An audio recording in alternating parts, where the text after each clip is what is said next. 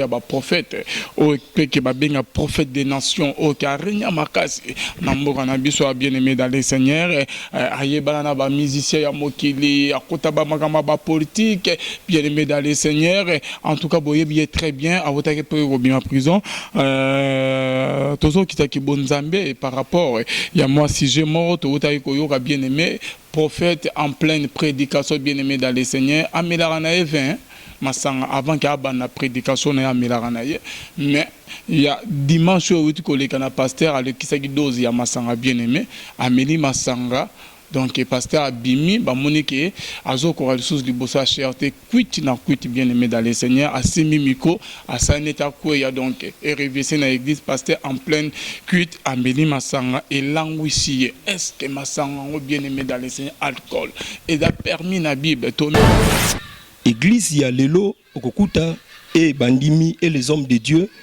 misusu ba ebele kutu bazo melaba boisson alcoolisée et misusu pe babo ya kakomela yango. Mais aujourd'hui par la grâce de Dieu j'aimerais déjà dire na bandeko nyonso o bazolanda biso que les boissons alcoolisées ezali interdites na kati ya Bible na kati. Je crois que le prophète Coco souffre de la maladie d'interprétation particulière que souffrent beaucoup d'hommes de Dieu ici en République démocratique du Congo. Il faut bien lire les saintes écritures. Fokotangango tel qu'Ezali. Jean est venu, ne mangeant ni ne buvant. Et ils disent, il a un démon. Jean est venu dans le désert à son époque. Ne mangez pas, ne buvez pas. Le Fils de l'homme est venu, mangeant et buvant. S'il vous plaît, mangeant et buvant. Lorsqu'on dit buvez, ce n'est pas de l'eau, c'est du vin. Mangeant et buvant, ils disent c'est un mangeur et un buveur. En français, quand on dit un buveur, c'est-à-dire Zamuta Melaka Masanga. C'est ce que ça signifie en français. Un buveur. Donc moi je crois que si la Bible dit que Yesu abande komela, ndeko shishika azwa yango te ke na ba boisson alcoolisée. Il y a des vins non alcoolisés. Na bi ke ngai hors de lignée à Jésus. Oh, Nzambe ayebisaki que tu es sacrificateur selon l'ordre de Melchisédek. On peut comprendre que tu ne prendras pas de boissons alcoolisées. C'est quel verset ça? Nalobi boy, ndeko shishika. Au dernier Apocalypse, il n'est pas écrit ça. Permettez ndeko shishika. Nayebi nalobi boy, donc yonde to sa boy. On me l'appelle score. Papa, ce n'est pas à toi de me poser des questions sur ma vie privée. Ce n'est pas à toi. Ce n'est pas à toi de me poser la question.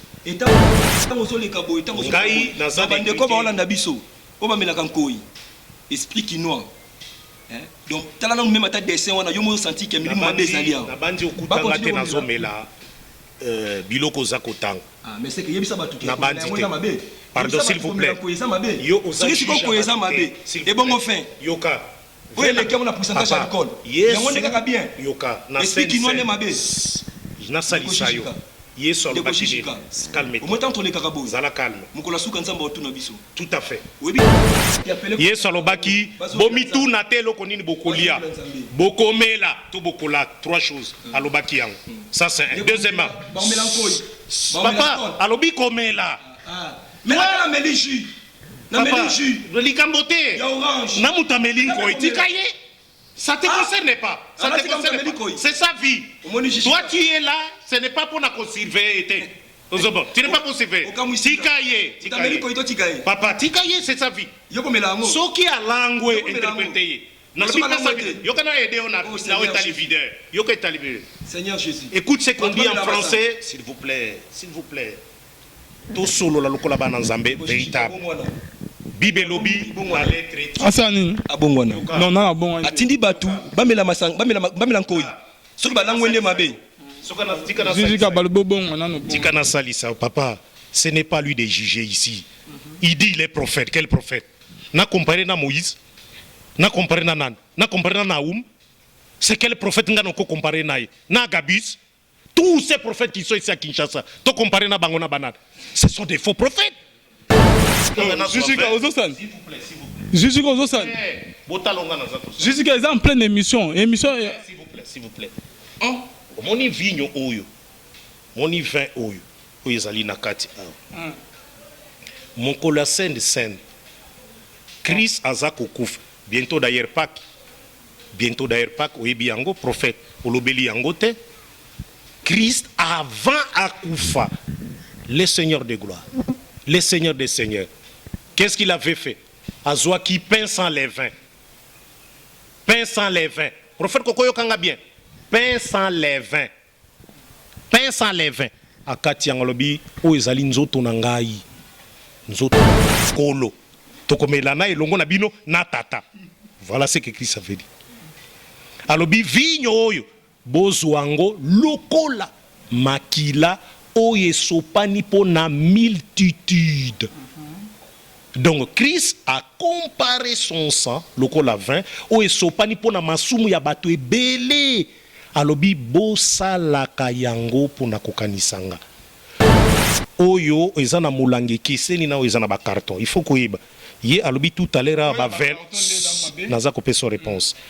Il alobi na Bible ba vin alcoolisé na non alcoolisé et puis il invite les gens à non alcoolisé. Il alobi ce n'est pas à lui d'indiquer na batou mais là alcoolisé na non alcoolisé ngana melaka nyonso mibale non alcoolisé non alcoolisé et puis olobi non papa olobi que juste ozomela meli yango na goûter yango mais o eza malamu te papa faut boluka la muso na meli yango ça c'est du vin mais qui n'est pas assez oh, na yebite mais mingi bazwa kamingo eza ba ya ba dame Jeanne wana eza pur eza vin bien.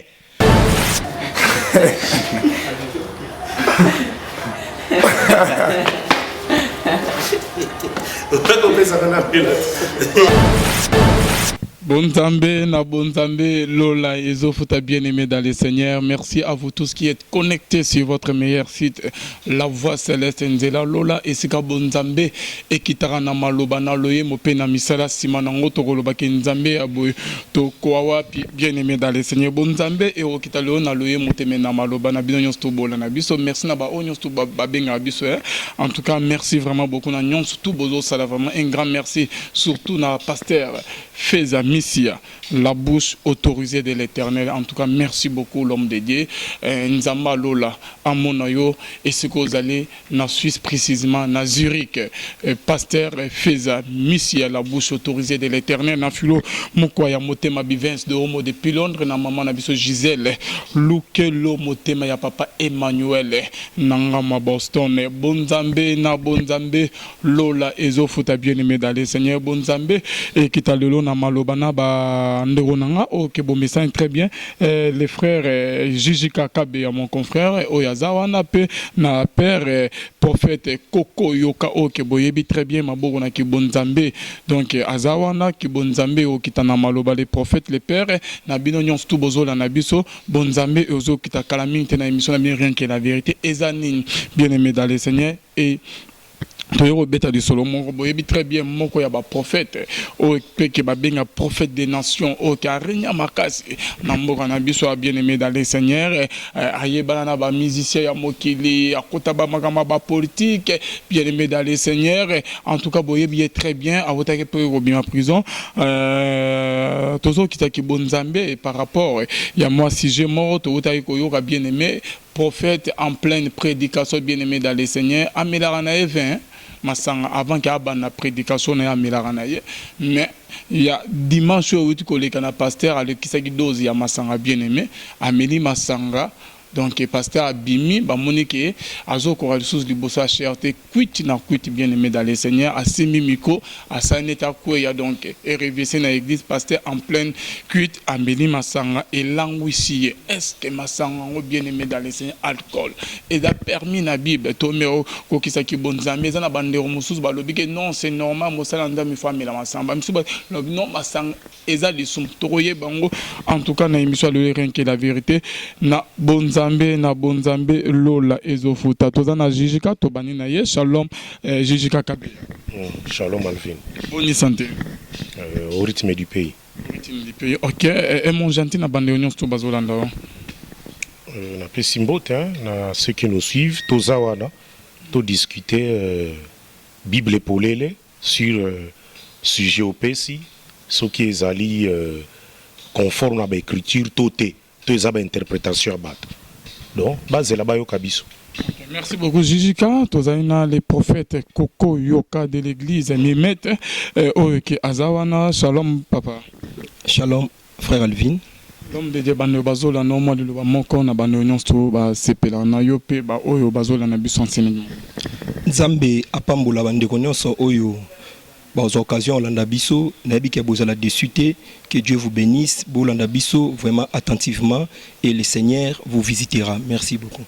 L'homme de Dieu na moyo ke photo bana yo mosa na Nzambe par rapport ya sujet na biso ya masanga na alcool ezandengi ni papa na bande ko bazola na biso na nde tozo mona pe ba pasteur ebele ba melakango ba pasteur mususu ba melakango te balobi ke ezamabe est-ce que masanga eza lisumu est-ce que ezamabe komela mwanda mo ya ma alcool na l'homme de Dieu mais kana ko yebisa biso.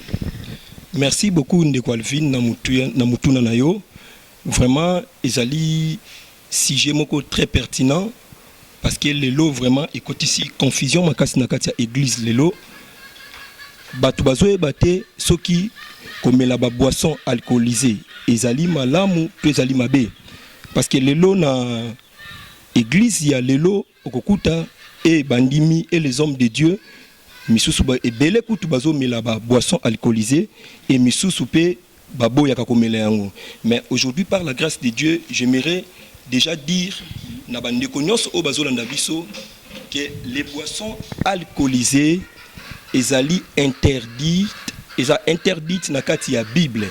Na kati ya Bible déjà na kopesa passage oyo tokotanga eza interdite na kati ya Bible. Donc soko zawana pasteur ozolanda ngai ndeko mwasi to mobali ozolanda ngai il faut oyebaki ya ba boisson alcoolisée Nzambe apekisaki yango mais apekisaki yango na bana ya Israël nyonso te parce que il faut tout ça une différence entre d'abord vin na ba boisson alcoolisée parce que sur dans la Bible au monde il y a des places où Dieu interdit les vins et puis même na ba boisson alcoolisée et ngolo bani donc il y a des vins où ils ont déjà fermenté et comme na alcool mais il y a aussi d'autres boissons où le peut isa à alcooliser maintenant. Et c'est une chose. Parce que, dans le temps les enfants d'Israël, ils comme la vino. Et ce n'était pas un péché. Mais, et là, on a oyo et on comme un péché. C'était quand, babandaki comme la yango en excès, tant que bazo qui ne bazo langwa. Nde et bandai kokoma lisumu. Dieu avait interdit que langwa. Mais, problème est les asiko nini, et ça que il y avait une classe. Il y a bana ya Israël parce que les enfants d'Israël bazaient constitués na 12 tribus mais moi na ya misatu oyo ya Jacob ezaki Lévi et na lignée à Lévi Dieu Nzambe a choisir groupe moko oyo Nzambe abenga bango ba sacrificateur donc ba prêtre bango bazalaki ezalaki ebandaki na Aaron na ba descendant na ye. Donc Aaron na bana na nyonso ya mibali bango bandai ko sala musala auto bengi ya prêtrise bazalaki ba sacrificateur et bien aimé dans le Seigneur la Bible le dit clairement Nzambe alobi bo na kata Bible na Lévitique chapitre 10 verset 9 Nzambe alobi boy apesi mobeko epa ya Aaron na bana na ye ayebisi bango boy que bokoki komela 20 te pe bokoki komela ba boisson alcoolisée te tangu oyo bino bozali kokota pona kotumba mbeka pona kosala musala ya ba sacrificateur tangu bozo kota pona sacrificature bokoki komela 20 te pe ba boisson alcoolisée te. Maintenant, bien aimé dans le Seigneur, à part yango, ezaki pena groupe ya batu moko obanda benga bango ba naziréen. Donc V ya naziréa ezalaki mutu oyo azalaki na descendance ya Aaron te. Donc azalaki sacrificateur te. Mais akai pe kozwa V pona asalela nzambe. Pona ayape bien-aimé dans le Seigneur na tempelo pona kosunga na misala ya mike mike ba sacrificateur. Et batu nyonso oyo babandaki kozala na bandaki kosala V wana. Bien-aimé wana otango na Nombre chapitre 6 le verset 3. Nzambe azoloba boye ke tangu bino ba naziréen bokokota na musala osali V ya naziréen okomela 20 pe okomela ba boisson alcoolisée te. Na sepel na ndeko Alvin tanga bandi atuli pona boisson alcoolisée. Nzambe a interdit bango pendant tana bango oyo ya kosala musala ya nzambe. Parce que c'est là qui na bangonga o mutu akaya kosala V wana et après wana akotika. Parmi ba interdiction on nzamba sala ki bango nzamba pekisaki ba mela ba boisson alcoolisée. Maintenant ce qui ok plus loin dans la Bible, bien aimé, le sacerdoce étant changé. Toye na kati na christianisme. Oyo Seigneur Jésus, bien aimé ayeli biso. Ce qui totangi bien aimé dans le Seigneur. Na kati ya livre, il y a Apocalypse chapitre 1er le verset 6. Et puis Apocalypse chapitre 20 le verset 6. Au moment que la Bible zoloba que nous sommes des prêtres. Nous sommes des sacrificateurs. Si ko esengel na onde kokoyeba que sacrificature na biso ya lelo ezate ke okoti obimi lokola Aaron na bana na ye. Parce que bango soki ba comme na temps oya kotumba mbeka babana kokota et soki tan esili ba bimi soki ba bimi ba kokaki na bango komela ba boisson alcoolisée.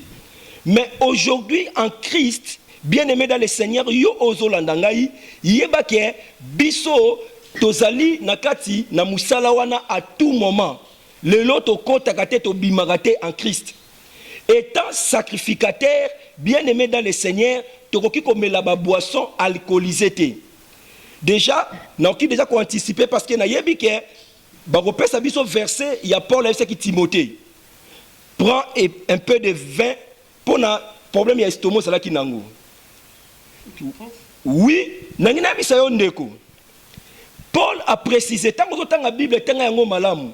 L'apôtre Paul a précisé bien que Timothée me l'appelle un peu de vin.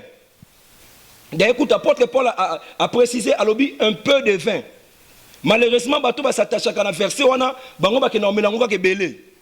À l'objet me l'appelle un peu de vin pour un problème oyo zana yango ya santé. Excusez de Calvin. Nangina sou sa place wana. Elingi kolobani. Soki lelo ndeko moko azoloba ke biso étant ba sacrificateur, ba prêtre bien-aimé à Jésus-Christ. Toki kombela vino. Et zana ka oyo mutu azana problème ya santé. Et peut-être ba médecin ba yebisi fois mela ba boisson alcoolisée. Ba médecin ba mela vin. Là dans ces cas et cause à la normale. Mais exactement quand yo moko problème mon côté. On m'a dit qu'on met la boisson alcoolisée, là je pense que tu es en train de pécher et tu es loin de la parole de Dieu. Ceux qui ont mis la kango pasteur ozo kangai, frères et sœurs ozo kangai, répands-toi. Et le Seigneur te bénira. Ok, l'homme de Dieu, tant aux autres, soro melakango, répands-toi. Bandeo bazola na papa olobi ke obeti li sola pour na Timothée pour la zoe Timothée amela 20 muke pour l'estomac. Est-ce que n'en est qu'au beta va que to beta juge maloba? Est-ce que nzambe ya ki bon nzambe na lorsque zolo ba que non, so ko zo bela toi que raison mobo que compte pour la que santé au koko mel et loko yo morozo pe qui l'homme de Dieu. Est-ce que et pas nzambe ko bik sa malade il faudra que omele loko yo bino basa na nzan ozo mona ke mabe ke ozo mela parce que Bible zo ba ke loko nyonso ke mutazo mona mabe so ke asali yango e komi lisumu net ke za mabe so ke ameli yango e komi pe lisumu te. Merci beaucoup ndeko Alvin et sengeno koyeba une chose, la Bible déclare que les médecins soignent mais c'est Dieu qui guérit. la médecine est reconnue et pas Nzambe na biso. Et lorsque ça a pas tout mususu omona azobela, mais à négliger la médecine. Je sais que Jésus guérit. Ce que bondeli Nzambe Nzamba bikisiyo, gloire à Jésus. Mais elingo lobate que Nzambe azali contre médecine. Dieu est la source de toutes les sciences, de la connaissance oya malamu oyo Nzamba tie na biso na kata mokili. Donc na lobi boy que ceux qui ont un problème, il y a santé lelo. Ceux qui pasteur a biso aucun hôpital. Bien-aimé pasteur a soumukité. Pasteur peut à se contredire. Parce que même la Bible reconnaît que les médecins peuvent basali. Mais il faut retenir une chose, que les médecins soignent, mais c'est Dieu qui guérit. Donc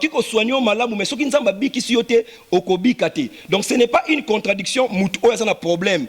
Que la médecine, les médecins un peu de vin, et ça m'a bêté, parce que dans la Bible, l'apôtre Paul, il avait les dons de guérison, Allah qui puissant, il pouvait aussi prier. Mais et pas à Timothée, son fils, à Ebissier, prend un peu de vin, et l'ingolo battait que l'apôtre Paul a se contredisé. Donc c'était que Dieu avait voulu, naka, il y a Timothée, à Kenenango, Nandenge ya médecine. Et c'était toujours Dieu. Merci beaucoup, prophète. Napesa Jijika Maloba. Notre l'homme de Dieu. Jijika Olobini par rapport à Maramnion, tout prophète à votre Koloba. Alobi Keba, Onion, Stuba Mila Massaniza bienté, et Seigneur qui va se repentir.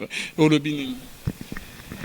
Je crois que le prophète Koko souffre de la maladie d'interprétation particulière que souffrent beaucoup d'hommes de Dieu ici en République démocratique du Congo.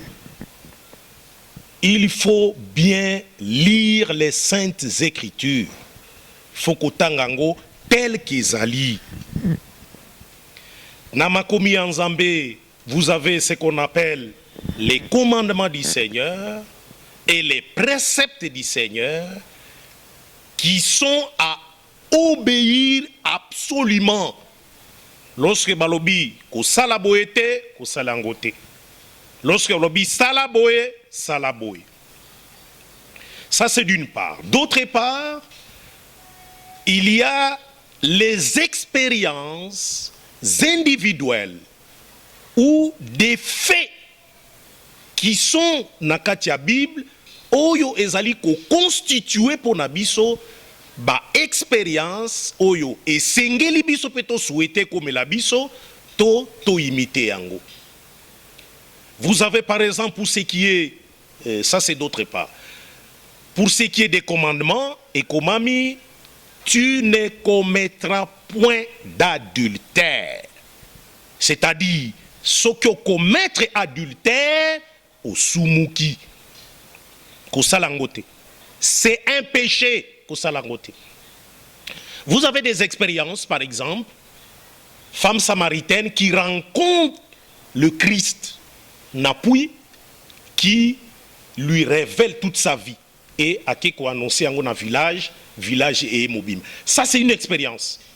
Qu'une femme a koutani na un envoyé de Dieu.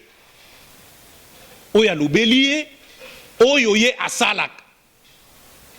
Ça, ezaba biloko oyo esengeli biso lelopé, hein?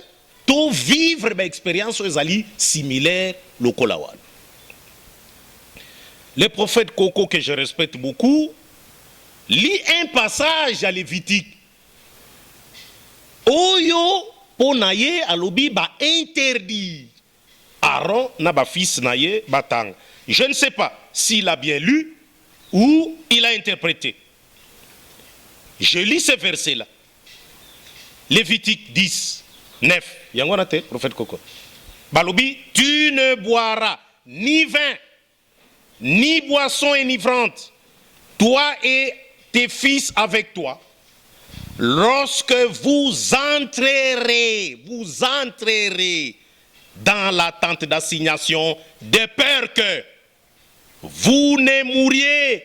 Ça sera une loi perpétuelle parmi vos descendants. Ici, l'interdiction se situe à quel niveau? Ça, c'est ce que le prophète n'a pas dit. C'est lorsque vous entrerez dans la tente d'assignation, ne soyez pas sous comme la vin. Lorsque lingi kokota, yo Aaron, na bandeko nano, loi à perpétuité. Je veux qu'ils comprennent ça une fois pour toutes et clairement. Ici, baebisie, tango nini et sengeli amela vignoté. Lorsqu'azoke de nata d'assignation, amelate. C'est bien écrit en français clair. Moutounyo sakotanga oyo, il sait comprendre. Que awezali clair. Baebisi Aaron. Ba vin na yo zokomela. C'est en dehors de la tente d'assignation. Mais quand tu veux entrer dans la tente d'assignation, pour être au contact avec le Dieu puissant et saint,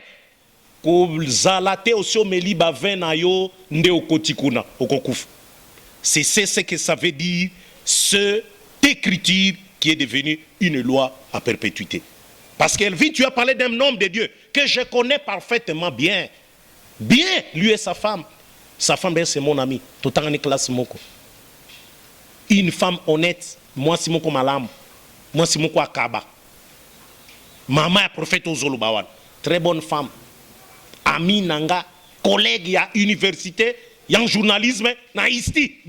Moi, si naïe. Moi, si naïe. Voilà ce qu'il est dit. Yo lobi ke yo namate yande. Attention. Ici, il est dit avant. Sokoli omeli masangano kotikuna okokuf. Voilà ce que ça veut dire. Mais je veux lire un passage également, puisqu'il lit. Je vais lui montrer également que nous lisons chaque jour cette écriture et nous laissons l'écriture parler d'elle-même et pas interpréter comme il est fait là. Ah, baby, cette écriture, il y a battu à Lévitique. Ce n'est pas ce qui est dit là. Il n'est pas interdit. Et puis il demande aux gens de se repentir. Là. Mais ça, c'est un blasphème. Il n'a pas le droit. C'est la vie à Batouana. Il n'est pas policier. Nzambe azakolande la teka kaye. Prophète Koko. Non, Tika. C'est Yonde. Et sengele se repentir. Au senga pardonna bango. Natangi na proverbe 20.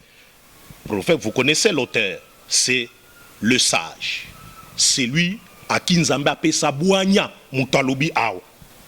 Prophète Koko, je vous prie d'écouter bien. Fongola Bible non tangananga.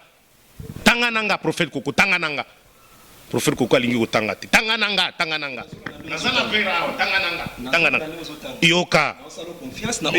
Merci, merci, prophète Koko. Yoka ndegelobi. Le vin est mon cœur.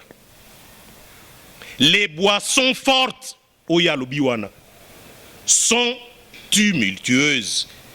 Quiconque en fait excès n'est pas sage. Quiconque en fait excès n'est pas sage. Paul Azaki Koloba, soyons sobres en toutes choses. Écoutez ce que Christ dit lui-même. Christ lui-même. Pasteur, prophète Koko, je vous en prie, lisez avec moi. Na Matthieu 11. Regardez l'écriture, Awa. Christ dit, à qui comparais-je cette génération? Christ Azakotuna, Nazana 16, à qui comparais-je cette génération? Ngaipe Nazakomituna, génération yaba prophète, naba apôtre, na oya lelo. Les prophètes de l'époque, du temps de la Bible, les apôtres de l'époque, du temps de la Bible, et ceux d'aujourd'hui, oui, allélo, to comparé bangondengenin, Christ, déjà à ce temps-là, azalaki kotuna question ana, à qui comparais-je cette génération? Nganalbi prophète na banan, lui parlait des générations. Elle ressemble à des enfants assis dans des places publiques et qui, s'adressant à d'autres enfants, disent: nous vous avons joué de la flûte et vous n'avez pas dansé. Nous avons chanté des complaintes et vous n'êtes pas lamenté. Car Jean est venu, ne mangeant ni ne buvant. Et ils disent: il a un démon. Jean est venu dans le désert à son époque. Ne mangez pas, ne buvez pas. Balobi azana démon. Le Fils de l'homme est venu mangeant et buvant. S'il vous plaît, mangeant et buvant. Qu'est-ce que du buffet? Lorsqu'on dit buvez, ce n'est pas de l'eau, c'est du vin. Mangeant et buvant, ils disent c'est un mangeur et un buveur. En français, quand on dit un buveur, c'est-à-dire Zamuta Melaka Masanga. C'est ce que ça signifie en français. Un buveur. Christ azalaki komela. Nalbi azomela masangate, azalaki komela. Un mangeur et un buveur. Un ami des publicains et des gens de mauvaise vie. Mais la sagesse a été justifiée par ses œuvres. Christ avait ses œuvres. Oezalaki komonana polele. Tomonaki na sen comme Christ avait dit pona vigno na komelango lisusu awate na komelango lisusu kaka tant tokokutana na likolo. Je vais terminer na passage oyo potende konangai à comprendre très bien. Ce que je souhaitais que l'apôtre Ape Sangai ezalaki nde a lakisa soki komela ezali sumu lokola adultère, lokola koyiba. Na Galate, apôtre Paul a lobby na o etali les œuvres de la chair. A lobby les œuvres de la chair sont manifestes. Atangi yango akomaki na komela vigno ezalité lokola œuvre de la chair mais alobaki kolango alobaki kolango kolangwa yango nde péché mais komela ezali péché te. Il ne vous donnera aucun verset jusqu'au retour du Christ o eza kolakisa na katia makomi ya Nzambe que komela eza péché ndenge moko na adultère, ndenge moko na idolâtrie, ndenge moko na vol. Il ne vous le donnera pas. Ivresse nde ezali masum, mais pas komela. Ok, prophète, Oyoki Jijika Alobi, Oro Lobanini, Christ était un buveur, Olobanini. Merci beaucoup Ndeko Alvin. Nangina na banda na place Oyo Jijika abandi contredire ngai ke na expliqué verset wana Lévitique chapitre 10 verset 9 malamute. Nangina loba boye na banda ko loba boye que les boissons alcoolisées, Dieu avait interdit ça na ba descendant na ba sacrificateur na pesa qui même na loba que non les tribus à Israël ezaki na 12 tribus mais troisième tribu mona Israël ezaki Lévi et na lignée na ye nde ayobimisa Aaron na ba descendant ni apesi bango sacrificature et ayebisaki bango que tant bazo kolinga kokota na tente d'assignation nde bakomela te mais après bakomela donc bato ba olanda biso balanda pena na bandela malamba mona que c'est ce que j'avais dit mais j'ai dit maintenant ceci que aujourd'hui les sacerdoces étant changés ba Aaron bango zalaki soki bangi ba kota pe basala nini soki ba kota ba komela ba boisson alcoolisée te mais soki ba bimi ba komela 20 ba komela pe ba boisson alcoolisée te mais soki ba bimi bien aimé landanga malamu ba komela mais après la personne qui sous verset il y a nombre je crois bien nombre chapitre 6 le verset 3 oye batwa no sala ve ya nazirea na expliquer kango malamu na lobi bango pe bazala ki soko sali ve autant d'années batan oyo yo sali okomela vino te pe okomela ba boisson alcoolisée te okosala la nzambe et ezaka ka interdiction à mon côté okose raser pe mutu te za ba interdiction belé mais après wana nde okosala makamu mususu siko na ngina loba boy biso siko yo lelo Ndeko Alvin, Ndeko Jijika, que j'aime beaucoup, que je respecte beaucoup. Et Nalingaka vraiment, c'est quelqu'un qui parle bien.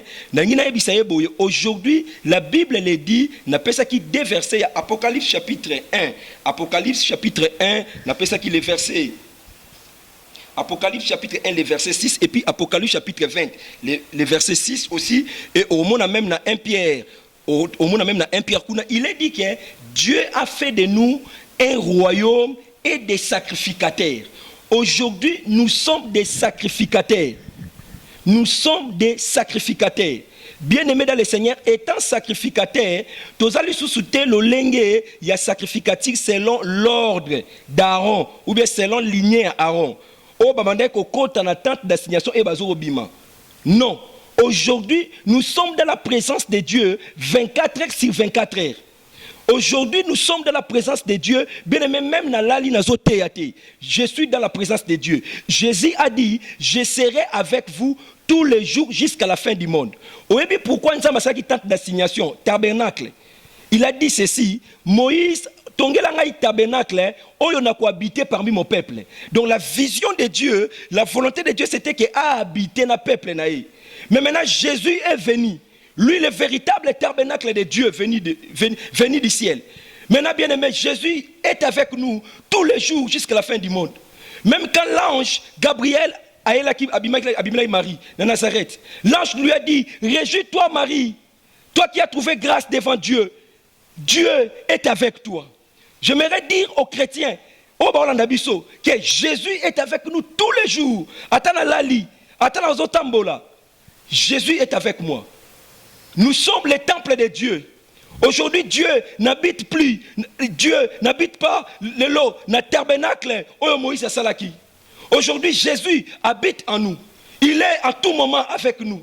Il est en nous, bien-aimés. Et aujourd'hui, nous sommes des sacrificateurs. Il a fait de nous des sacrificateurs. Bien-aimés, interdiction aux Salaki n'a pas sacrificateur yakala selon l'ordre d'Aaron.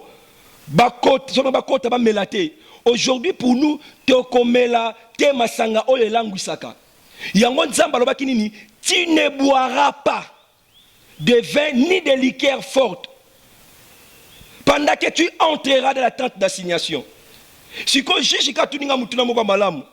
Alors, dans Galates, chapitre 5, batalisi ba œuvre de la chair. Batangi yangona, batangi te, komela batangi excès.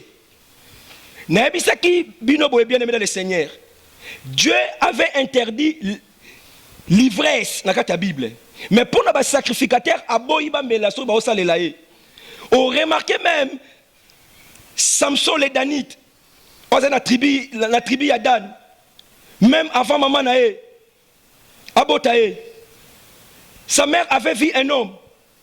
Et Ayoy Samobali, un homme de Dieu, et son mari Manoak a prié au Seigneur, permettre que Mouto Tindaki, alors la moitié n'a pas monaï. Et cet homme-là, sous Ayaki, et c'était l'ange de l'Éternel, c'était Jésus lui-même. Alors, moi, si, a comme la liqueur fortité, puisque l'enfant, reporté, sera consacré à Dieu. Nous sommes consacrés à Dieu tous les jours. C'est toute notre vie. Et Tokomela Masanga Te. Tokomela Masanga Te. Si on a ça, je pour la chité. Même si on a biso.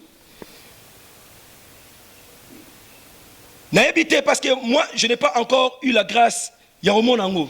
Mais il y a quelqu'un qui m'a dit qu'il y a aussi des vins non alcoolisés.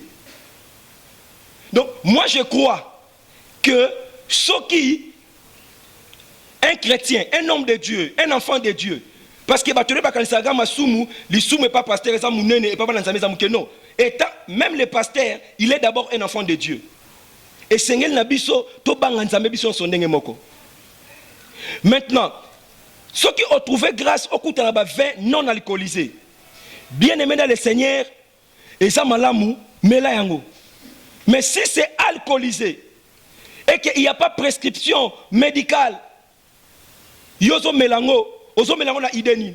Et même les pasteurs, oyo ba melaka yango, au mona na miso abatu facilement ils peuvent prendre de vin. Mais ceux qui oyeli bango, skol ou bien primis, peut-être ba melango en cachette, na miso bata kolingate. Et pourtant ba 20 o bango ba melaka. Et ça a un pourcentage ébélé.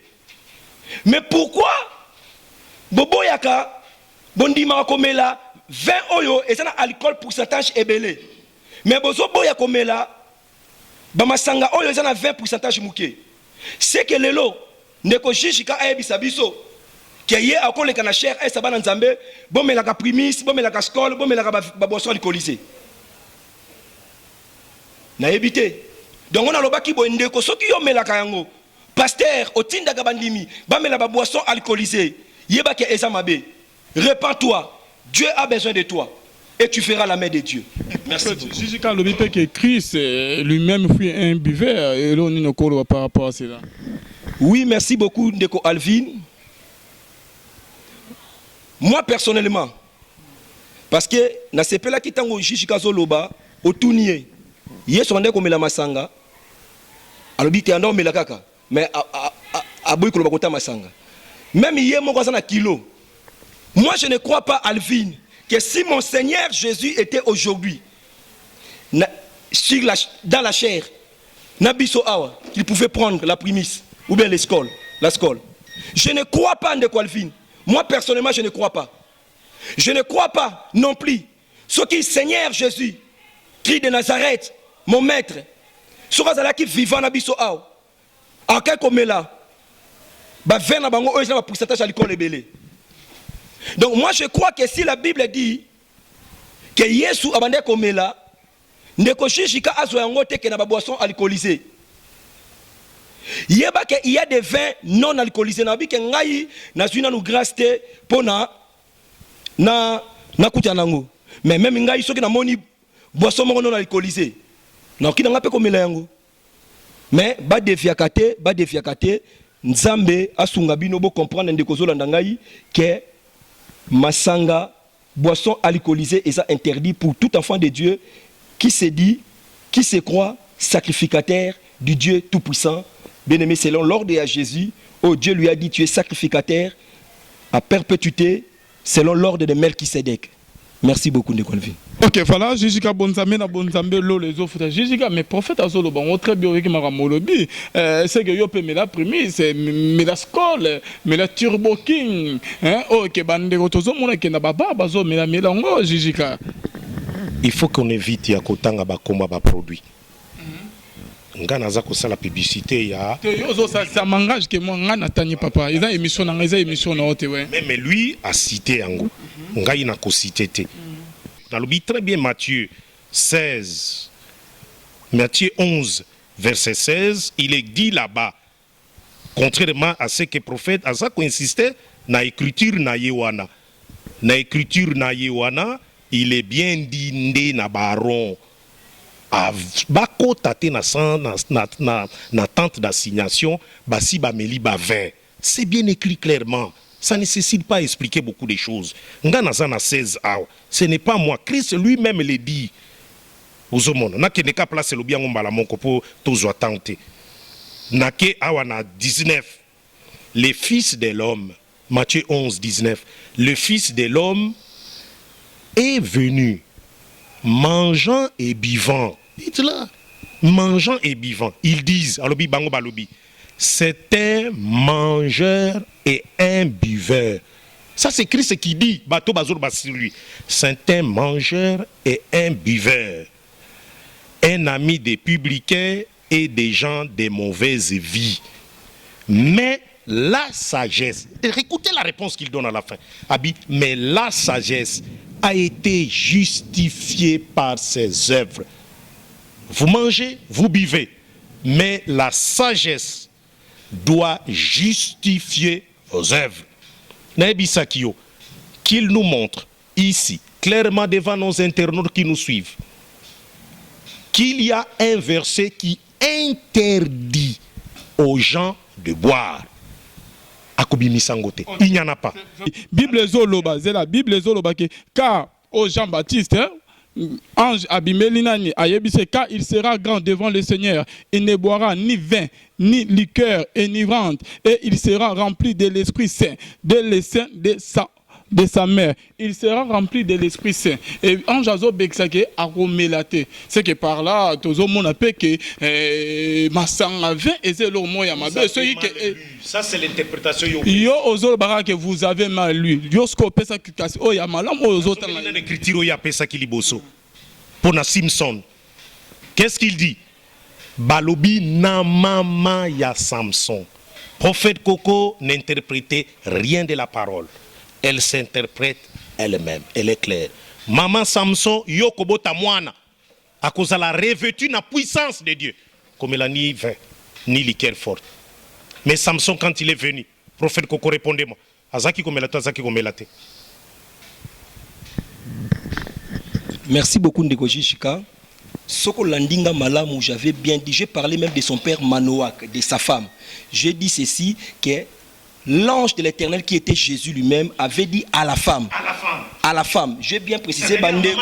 Permettez. Permettez. Bandeko ba Olanda biso ba mona ke na lobaki na mama na ye ke akomelati. Ndeko Jishika nangina biso boye Samson avivaki na tango ya ancienne alliance. Et na lobaki na bandeli ke tango ba lisolo Samson, na lobi ke Samson azalaki na tribu ya Dan, les Danites.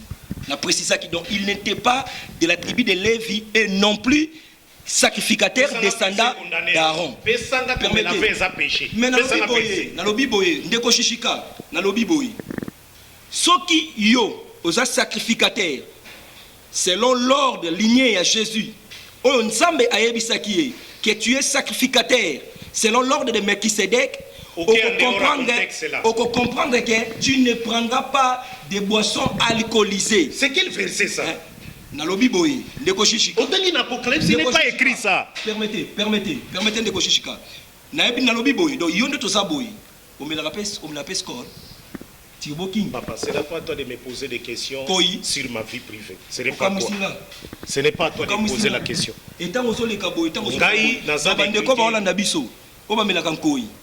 Esprit quinois. Donc, tu as même à dessin, on a senti qu'il y a un biloko za kotanga. Ah, mais c'est que yebisa batuki. Na bandité. Pardon, s'il vous plaît. Yo osa et bon enfin. Yoka. Oui, les gars, on a pourcentage d'alcool. Yes. Bien. Yoka. Esprit quinois ne mabe. Na salisa yo. Yesu ambakili. Calme-toi. Au moins entre les carabos. Zala calme. Mukola suka nzamba otuna biso. Tout à fait. Webita ngolo baboy. Cette parole-là que tu as donnée pour calme-toi d'abord. Liloba Nzambe otangi wana. Tu es venu qui me pose des questions pas toi. Toi tu n'as pas les données de poser des questions. Non, parce que tu dans ça ici Alvin, je pose en tant que journaliste. Merci beaucoup de Je pose en tant que journaliste. Je le suis. Parce que ta journaliste c'est ça. Permettez. Oza ko débatteur na ngai, c'est Alvin Demtu Azali maître ya nini. Bon, on appelle ces questions par Permettez de Koshishika. Permettez s'il vous plaît de Koshishika. Ndeko Jishika lobi Galates chapitre 5 batangi ba œuvre de la chair. Sikoyo, c'est que Ndeko Jishika yebisa bandeko ba melaka cigarette. On a Galates chapitre 5 etangi te comme la cigarette eza mabe. Ndeko Jishika ayebisa bango bo melaka cigarette, po cigarette na Galates chapitre 5 batangi yango lokola ba œuvre de la chair te. Ndeko Jishika. Quand le Saint-Esprit viendra, il vous conduira dans toute la vérité. Dans toute la vérité. C'est lui qui a l'Esprit de Dieu. Je ne crois pas à Romélankoï. Je ne crois pas. Papa. Même Yomotan Omeliango. Tika liberté na bango. Ce n'est pas à toi. Tika Nzambende a jugé bango. Toi, tu n'es pas là pour juger les gens. Na ba vie privée. Yesu alobaki, calme-toi. Yesu alobaki, bomitu na telo konini bokolia. Bokomela, to bokola, trois choses. Alobaki yang. Ça c'est un. Deuxièmement. Papa, alobi komela. Mais la melichu. Na melichu. Likambote. Na mutamelinko itikaye. Ça ne te concerne pas. Ça te concerne pas. C'est sa vie. Toi tu es là, ce n'est pas pour la surveiller. Tu n'es pas pour surveiller. Tikaye. Papa, tikaye, c'est sa vie. Ce qui a langue interprété. Seigneur Jésus. Écoute ce qu'on dit en français, s'il vous plaît. S'il vous plaît. Tout solo la lokola bananzambe véritable. Bible lobby la lettre. Asani. Abongwana. Non, non, bon. Atindi batu, bamela masang, bamela nkoi. Soki balangwende mabe. Tikana salisa, papa, ce n'est pas lui de juger ici. Il dit il est prophète. Quel prophète? Na comparé na Moïse, na comparé na Nan, na comparé na Naoum. C'est quel prophète nga noko comparé na na Gabus? Tous ces prophètes qui sont ici à Kinshasa, to comparé na Bangona Banane. Ce sont des faux prophètes. Ils interprètent la parole de Dieu.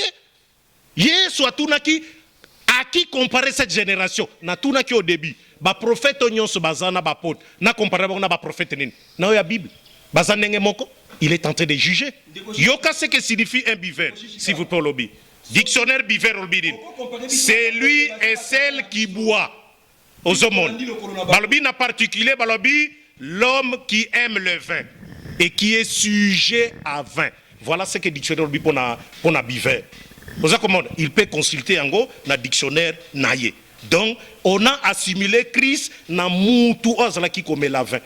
Likamba ba sota ba vin o évoqué awa tout à l'heure. Ce n'est pas écrit dans Makomi.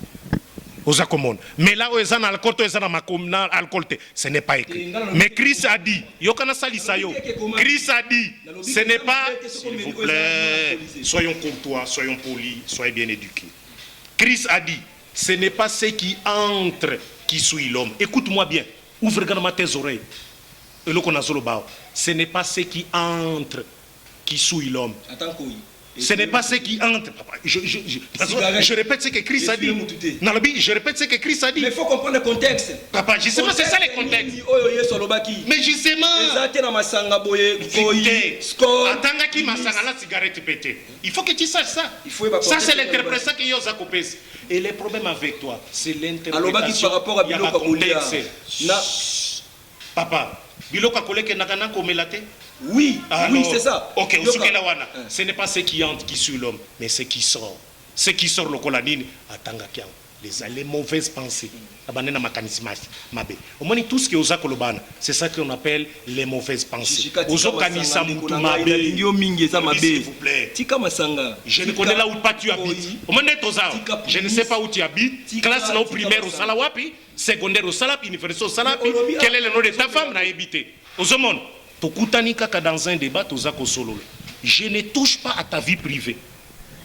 Nakoko tindo pa bat ba yebisao jijika melaka to melakate nakoki ko tindika yo pa na bango kende pa na bango yaka na Kilartus magazine où je suis rédacteur en chef nakoti la kiso mutoto mesana naye oye ayebisa yo est-ce que jijika atikala kende na sima koya tenga na nini na pesio kaka adresse OK tout na bango na ba oto tanga na bango classe tant beaucoup tarana jijika na ba fête amelaka nini exactement bakoyebisa jijika ozosan s'il vous plaît Jésus Ozosan. Jésus est en pleine émission. S'il vous plaît. Moni vigno oyo. Moni vin oyo. Oyezali nakati. Mon colossène de scène. Christ azako kouf. Bientôt d'ailleurs Pâques. Oyebi yango prophète. Olobeli yango te. Christ avant akoufa. Le Seigneur de gloire. Le Seigneur des seigneurs. Qu'est-ce qu'il avait fait? Azwa qui peint sans les vins. Peint sans les vins. Prophète Kokoyo Kanga bien. Peint sans les vins. Peint sans les vins. Akati Angolobi, o ezali nzoto nangai. Nzoto. Ensuite, Azwa qui coupe ya vin. Lokola oyo nasimi. Ezali oyote. Mais ezali lokola oyo. Balobi eza opeza vin. Mais oyo Azwa qui n'habite so eza lokola. Wane à l'époque na bango ezaki balobi ezaki vin pur. Parce que ba vin oyo ya modèle oyo eza ba biloko donc ya carton. Mieux faut ya moulang. Oyo ezaka na ba danjan. Hein? Oyo ezaka na ba Oui, bien vraiment. Je connais mon cher. Oyo ba jamdan. Ba vin et c'est ça qui n'engo na habite. Christ a pris ce vin là. Alobi ceci est mon sang. Libosorobi na komela lisusu na binote. Vigno oyo nakobeli suna binote ti mokolo tokomela na elongo na bino na tata. Voilà ce que Christ avait dit. Alobi vigno oyo bozwango lokola makila oyo sopani po na multitude. Donc Christ a comparé son sang lokola vin oyo sopani po na masumu ya bato ebele. Alobi bosalaka yango po na kokanisanga. C'est pourquoi mutu nyonso ndenge apôtre Paul abetisete azali na droite ya komela makila pe kolia nzoto ya Christ. Ce n'est pas donné à n'importe qui. On est peut-être sujet musuto ko betelango sete parce que aujourd'hui bato bakoma komela vigno na kombo ya makila Christ bimelela milela. Non, attention.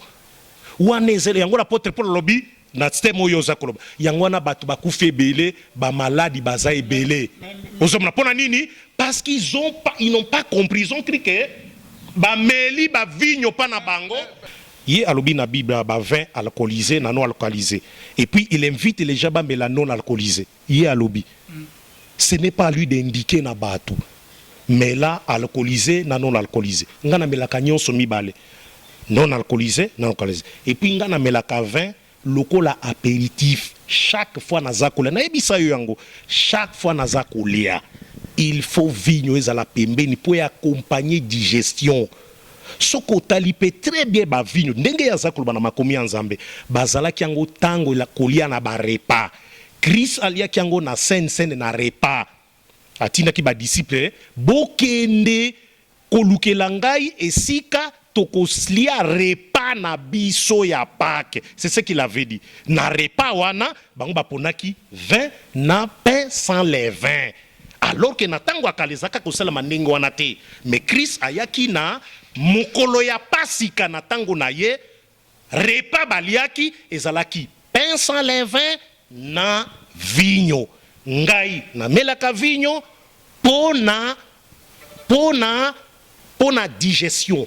Naza komela, naza kolia, naza komela, naza kolia. C'est comme ça que nga na melaka yango.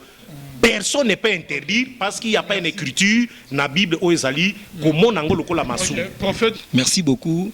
Omoni na suka awa jijika alobi loko mwa malamu alobi ya melaka yango pona digestion. Peut-être atana problème wana. Na ibandi na lobaki boye. Paul a ebisi Timothée. Alobi boye prend un peu de vin pour un problème ya estomac. Pour un problème aux ana yango. Ce qui peut juger quand on a un problème wana, ce n'est pas un péché. Na précisé qu'il y a awa. Il change. Il comprend pas. Yesu azaki komela, azaki obele estomac. Na stang basala ki sense bazamelaki. Bazaki obele estomac. Yoka sikoyo. Na zongi sikola likambo sainte. Ndeko jijika landanga malamu. Jésus a eu vin.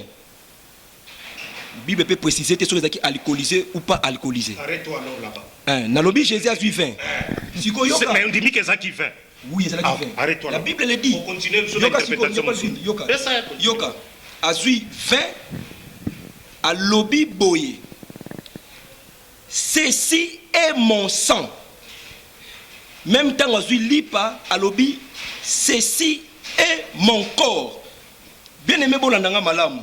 Jésus n'a pas dit que ces vins ici représentent mon sang, ni ces pains ici non plus représentent mon corps. Mais Jésus a dit que ceci est mon corps, ceci est mon sang. Bien aimé, moi je crois que Jésus ne ment pas. C'était du vin. Mais quand Jésus a dit que ceci est mon sang, c'est que c'était devenu le sang de Jésus, le sang qui donne la vie éternelle. Le pain était devenu le corps de Jésus. Donc, bandeko oyo bakosala service ya Sainte Seine. Tangu ozoko kende komela yango. Tangu déjà babondeli pona yango. Komela yango lisusu na pensé te ke ezaka vin oyo yebaki. Ezali pa oyo yebaki. Mais yebaki yango moni même Jésus avant pesa batu alobaki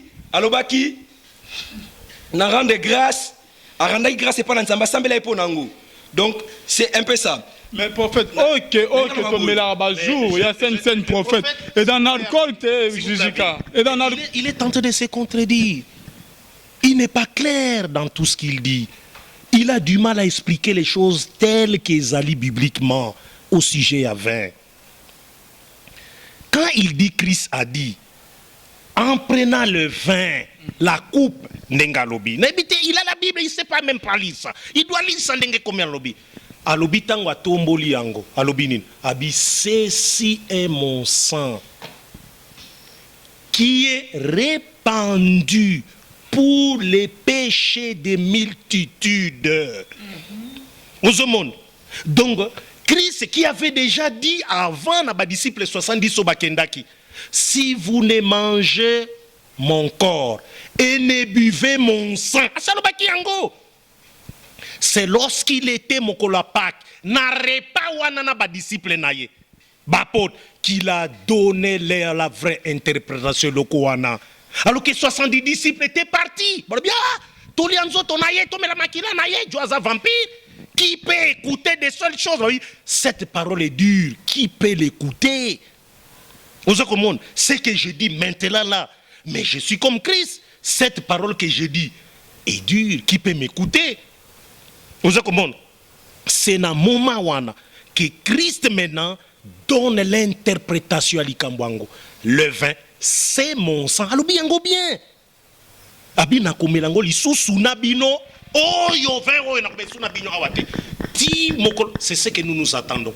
Nous voudrons voir les jours-là, Christ dans les royaumes des cieux, avec Abraham, Isaac, Jacob, Moïse, tous les prophètes et les apôtres. Bangonyonso. Christ, kosala la même chose. Azui penda vigne. Alobi, nenge na ebisaki. Papa, ekope sa posa kolela. Ekope sa posa kolela. Nenge na ebisaki bino. Tangu na zaki na bino. Naba o bazalaki kosala sen conformément na ndenge makomi ezali ngaye yo tomituni vinya ngo ekuta wapi ya lola banani baza kosala ngo ekozala ndenge nini ekozala lokolo oyo sanini kokimisa nini donc yo prophète Coco olingolo banini papa na mono yo papa oye olobi non papa olobi que jusika ozomela meli yango na goûter yango mais o eza malamu te papa faut boluke la muso na meli yango ça c'est du vin. Ça c'est du vin mais qui n'est pas assez oh na yebite mais mingi bazwaka mingo eza ba ya ba dame Jeanne wana eza pur eza vin bien oyo tala pourcentage na yebite natali pourcentage kutute ozomona mais oya ba dame Jeanne wana omoni ba dame Jeanne ti papa soki omeli papa likamune comme jugement ah non mais ça c'est qu'il fait là c'est pas bon ça peut pas botter nazoloba s'il vous plaît tozolma kamweza sérieux il faut tozala un air sérieux okoki kolakisa te voilà bailango omoni vigno abia yaka nango papa kota na on a champ problème ezalité toza en direct cher internaute hein eza en direct pesa yaka voilà omoni oyo ba 20 ou utaka awa ozomona ebite eza pe na nini te oyo ezaka ba 20 mieux que oyo ezali awa scène soko utiliser 20 oyo ya awa ekozala pe bien na ebite pourcentage ezalaka combien mais ezalaka 20 moko ya malamu kosala yango excité natangaki proverbe 20 awa ceux qui boivent jusqu'à s'enivrer c'est ça les péchés péché ezali o ezali kotuka mibeko na nzambe kolangwa ezali malamu te nzambe a interdit kolangwa eza ndenge moko na adultère ndenge moko na meurtre quand quelqu'un bomonaka bato wana balangwaka wana baza différente na mutatangi makila bato baza différente il faut otubela soki olangwe tellement na église liboso ya batu lobake ngana melaki vigno jusqu'à ce que na langwaki nzamba limbisanga église yoki yo balabi balimbiso balimbisio tant que tu ne feras pas ça oza komela pona kolangwa tu n'es pas un enfant de Dieu moi nzamba langwa kati il est sobre aza katikati yo melaka on katikati bien papa na ebiso que c'est un péché komela kolangwa c'est un péché kolangwa mela na yo te ambana eloko akolia kutu eza te na goûter kaka yango mais soki fufu ezalaka awa olingo mona ngaki na meka soki eza malamu to eza malamu donc ça c'est o ezalaka c'est le bon vrai. Merci beaucoup de Alphine hein okiko edengai hein tala batala pourcentage simba kasite papa et comme yo tala nzoto mais pourquoi même pour toucher non ça c'est hypocrisie franchement Alvin Naza complètement non faroté botika s'il vous plaît s'il vous plaît eza 10 c'est la sincère eza 10 Alvin eza 10 papa eza 10 eza sincère s'il vous plaît volume dala jusqu'à yo moatal yango 10 non non 7 eza 7%. Sikondeko shishika ndeti na miso batu omeli 20 oyo na miso batu ezali 7% ya alcool. Est-ce que ozala pe sincère na miso batu hein omela pe nkoibongo batu pe bamoni yo prophète je risque kolobelo comme ko rushe ko choquer yo parce que ça c'est aussi une forme à manquer un respect. Je crois que je me suis clairement exprimé par rapport au Bananzambe. Na yebisi bino ndenge oyo ngai na melaka. Et pourquoi na melaka? Boza kotina nga na biloko oyo nga na mona kaka na musika. Je ne vous comprends pas, prophète. Il faut éviter l'hypocrisie. Ce qui tue l'église au Congo, c'est l'hypocrisie à serviteur local yo. Biloko boza kosala kobatama. Boskanisi ke nzambaza komonate. Et l'apôtre Paul dit, il est honteux de dire ce qu'ils font en secret. Ezali pasi mingi. Lorsque batu pona eloko ezapolele batu baza kokos, s'il vous plaît. Yo posez une question, vous n'avez pas le droit de me poser la question. S'il vous plaît, vous n'êtes pas juge. C'est la unième fois que nous avons répété. Osa juge à bateau anate. Ba société brassicole n'est pas sala mbongo na bango. Il y a même une prophétesse qui a dit au cours d'une émission nanga nzamba lobi bakanga ba société brassicole na bakanga ba rebelle. Un serviteur de Demoko ya Kinshasa azwa ki révélation. Aloba ki on pe na TV. Nzamba ebisie botika ba masanga wana na babaro wana tranquille. C'est la volonté des gens. Bobongo la mitema. Adressez-vous aux gens sur la vie éternelle. La vie en Jésus-Christ. Ezali ndengenin. Natangeli yo Galate awa. Hein, papa? Tala eloko Galate elobi. Poto yo kanandenge moko ya bien. Balobi très bien awa. Si vous êtes conduit par l'esprit, vous n'êtes point sous la loi. Or, les œuvres de la chair sont manifestes.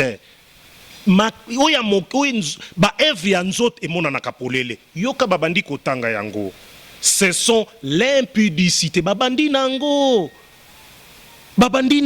l'impudicité, la prostitution, la fornication, l'adultère et consorts. Les œuvres de la chair. L'impureté. Voilà les œuvres de la chair. Continuez. La dissolution, l'idolâtrie, la magie, les inimitiés, les querelles. Ah oui, ce sont les querelles, ce sont les œuvres de la chair. Ça, ce sont les querelles inutiles.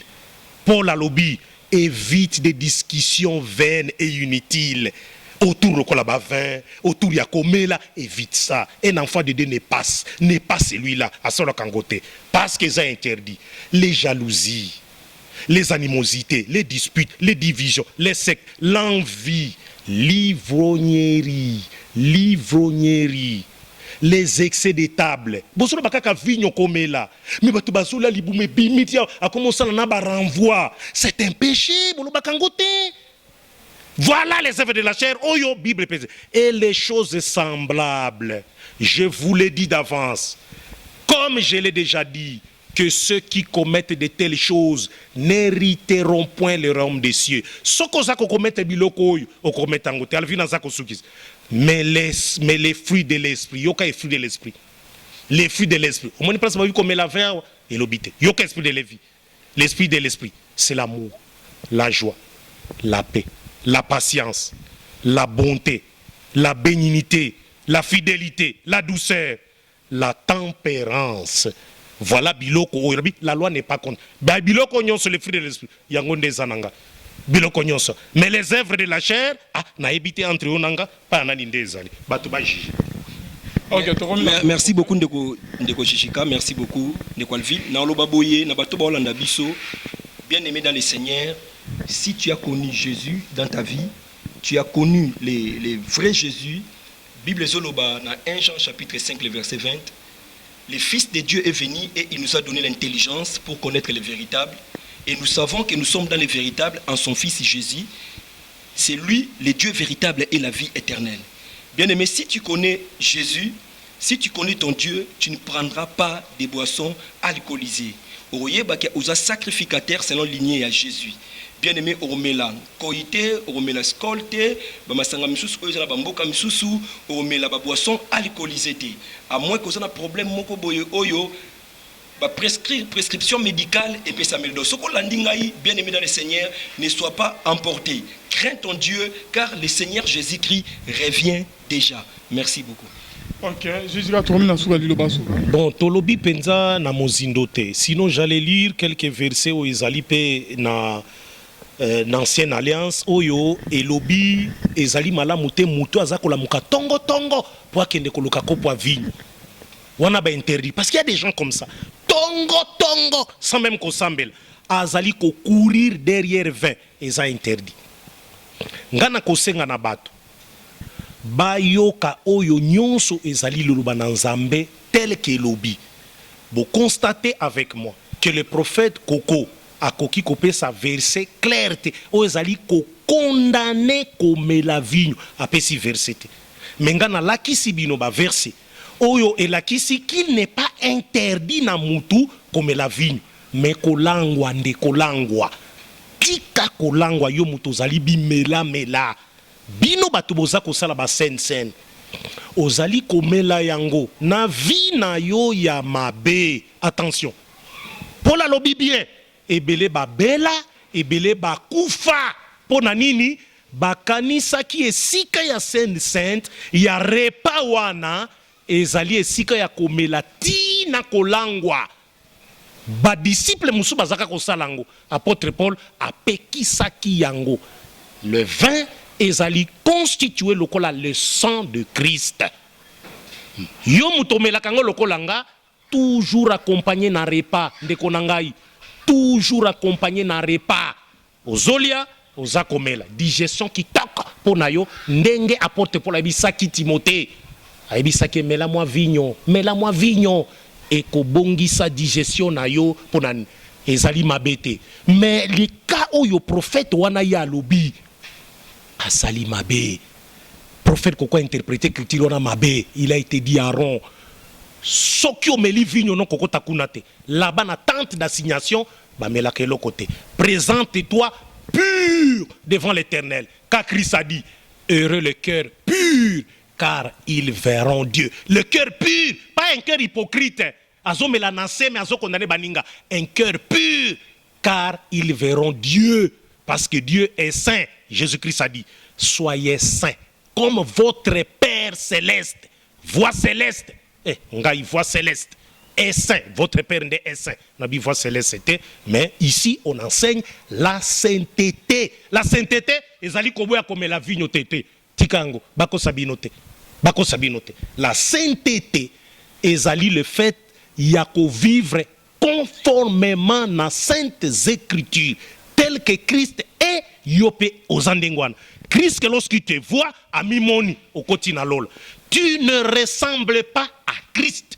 Oza mutumo oza ko condamner lokola prophète aza ko condamner nga ndenge na meli 20 awa na ebite so na sumukeli nani soki na zui mwasi na e soki na bomi mutu kaka 20 oyo meli bakomi kofinga ngai lokola bafinga ki Christ. À qui comparer cette génération? Bafinginga buveur. Prophète Kokolobi Nanzali buveur. J'accepte, je suis comme Jésus-Christ, mon Seigneur. Ngai na komona ye, mon koloana peto komele longo. Prophète Kokote. Okomona ete parce que yo zali kofinga ye que ye azali momeli. Lokolo fingi Christ azali momeli. Alors tu ne seras pas avec lui. Moi je serai avec lui, avec Abraham, avec Nakotu nakutu Moïse question wana. Est-ce que loana opesa ki na tango ne pekisa ki komeli? Soyons justes. Paul a dit en toute chose, soyons sobres, soyons équilibrés. Zala katikati. Moi, Nzambe véritable, il est comme ça. Il est au milieu. Zala katikati. À cause de la penchant boité, trop penchant boité, c'est mauvais. Zala au milieu. Mène ta vie correctement. Na misu abatu. Kobombate. Poye solobaki. Mutuaza vérité. Ayaka polele. Jean 3:9. Polele na miso abatu. Pour nani? Pour misala na ezako salema na miso abatu. Ezako salema na miso abatu. Ezako bombate. Mais mutalingi vérité te ne vient pas la lumière. Pour nani? Ba œuvre nezo salema na ndenge ya solote. Beaucoup de serviteurs de Dieu bazandengwana. Ils cachent makambo nae. Ils pensent pas que Dieu azali komon. Na lenga kina bakisebele passe na Ecclésiaste. Je crois prophète Koko yebiango na Ézéchiel. Balakisi ba serviteur de Dieu na temple nenge bazako sala nzambe alakisi biyaka tale loko bazako sala na temple bazako bondela na miso abato nzambe mususu menacé nzambe abi omoni biloko pesa kanga kanda yango nde nzambe asilikelaka mais soza osala makambo polele dans la lumière conformément na saintes écritures osumukite akopesa nga verset pété et na lancé défi na quiconque aza vrai serviteur de Dieu pesa nga verset awa Oyo elakisi clairement lokola tu ne commettras point d'adultère et comment mi pe tu ne prendras point de vin, car c'est un péché. La kisanga yango. Soko la kisingango, na kobete lo mabo. Fouillez toute la Bible. Ponga na sina fouiller déjà toute la Bible, na mone ezalite. Soki ezali nde konangai, na kokoma mondimi na yo. Mais soki ezalite, kanga munokono libela, kanga munokono libela. Tika batuba me la vigne na bango sans problème. Nzamba zalna bino. Ok, merci. Bonzambe na bonzambe lola ezo futa. Jiji kozo bakiso. Aussi ça y déjà vers moko. Na meka ki gu eza malamu te. Vers moko. Ça boyi. Mais ozo bakisa donc c'est bon. Oya okoye la biso. Bonzambe na bonzambe lola ezo futa bien aimé dans les saints. Est-ce qu'une personne qui est remplie du Saint-Esprit a comme masanga? Point d'interrogation. Nzamba lola amona bino jusqu'à milana na yebike jusqu'à milana vin masanga venaye prophète a milate ba biso pe to milate bien aimé dans les seigneurs ndenge kaka l'homme de Dieu la kisa biso déjà biso to lani lokolo ya papa tozo emboîter ba pa na ye yo pesi bime biso tozo lani papa milate biso pe to milate tozo emboîter ba pa na ye bonzambe na bonzambe lo les autres parce que masanga on peut se remeli après avoir komela ba posa ni nekopesa yo point d'interrogation Jiji Kanzama lola mon abino tika ete lola et mon abino bye bye.